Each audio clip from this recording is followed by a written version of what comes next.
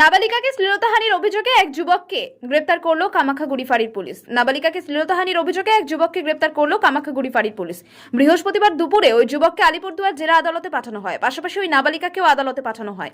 জানা যায়, ধৃতের নাম ঝন্টু দাস, বক্সিরহাট থানা এলাকার বাড়ি।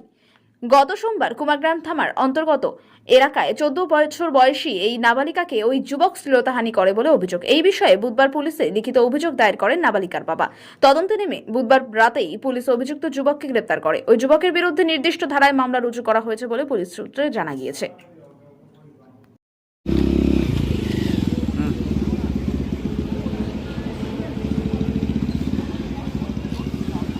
ঠিক আছে।